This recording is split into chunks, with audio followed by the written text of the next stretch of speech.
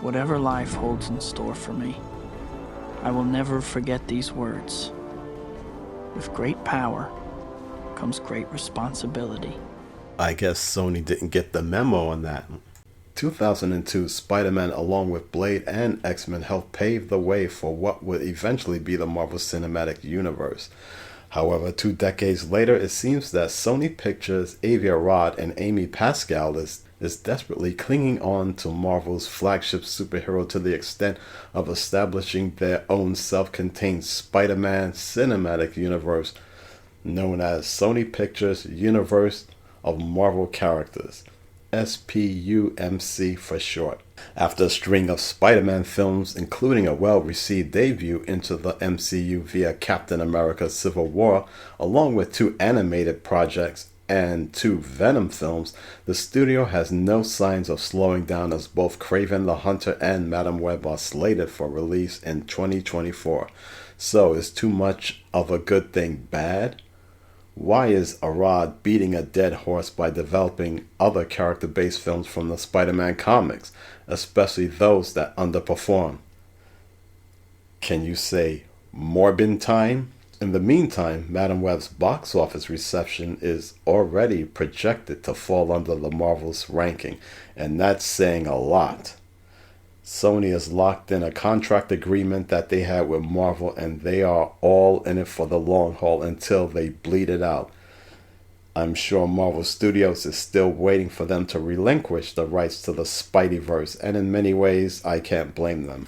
It seems that both Marvel and Sony are in conflict regarding different directions for future Spider-Man films. Following the success of No Way Home, Sony had ambitious plans to bring back Spider-Man actors Tobey Maguire and Andrew Garfield respectively for another multiverse adventure in Spider-Man 4, while Kevin Feige and Marvel Studios are leaning towards a more grounded aka street-level Spider-Man sequel, which is how the first Spider-Man film started out, but I digress.